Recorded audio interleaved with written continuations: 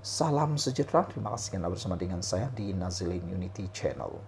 Apakah Mahathir dalam keadaan paling nazak, dalam tanda petik nazak, berkait dengan kedudukan beliau dalam politik dan kuasa Malaysia?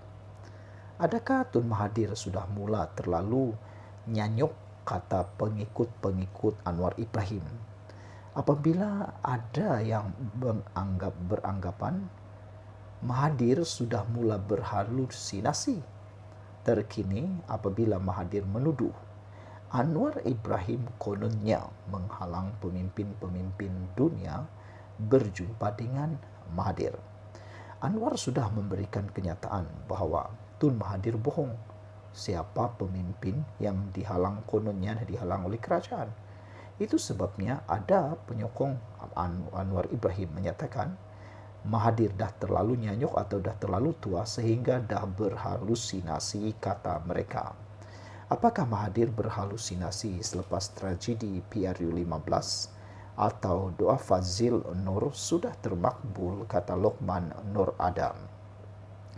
Dalam istilah psikologi, gejala narsistik ataupun narcissistic personality disorder merupakan personaliti atau karakter seseorang yang sentiasa merasa dirinya sahaja betul, tidak mahu menerima pandangan orang lain, dan memiliki sifat empati yang rendah dalam hampir semua perkara. Gangguan personaliti narsistik ini adalah antara isu mental yang sangat susah dirawat kerana pesakit lazimnya menganggap personaliti mereka bukan suatu masalah kerana ia tidak memberi kesan buruk kepadanya secara langsung.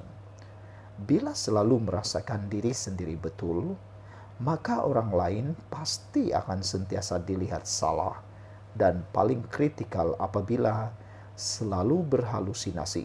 Kononnya, diri sendiri teraniaya atau dianiayai oleh orang lain. Itulah karakter atau personaliti sebenar insan bernama Mahathir Mohamad.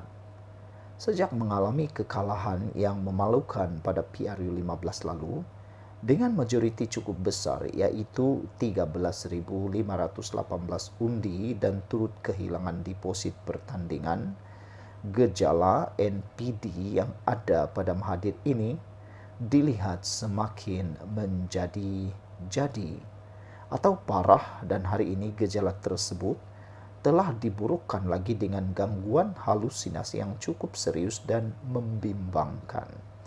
Terkini dalam sebuah podcast Apa Cerita, gejala MPD dan gangguan halusinasi Mahathir ini sudah tidak dapat dibendung lagi apabila Mahathir mendakwa secara terbuka.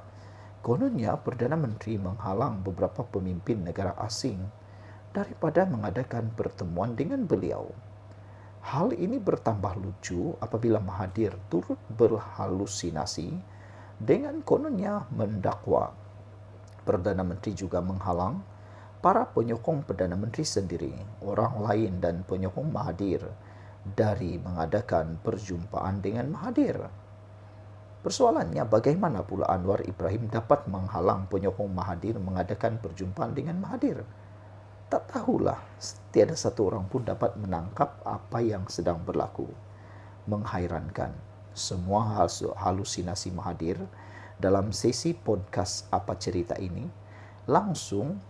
tidak langsung menyebut satu nama pun individu-individu yang dikatakan pemimpin negara luar yang dihalang oleh Perdana Menteri untuk berjumpa dengan beliau. Begitu juga pihak yang berada dalam negara ini yang turut didakwa dihalang daripada berjumpa Mahathir. Tiada satu nama pun dinyatakan oleh Mahathir dalam dakwaan ini. Kemudian beliau berhalusinasi lagi mengenai pelan damai. Jika Perdana Menteri sanggup menarik semula tuduhan yang mendakwa beliau mencuri duit.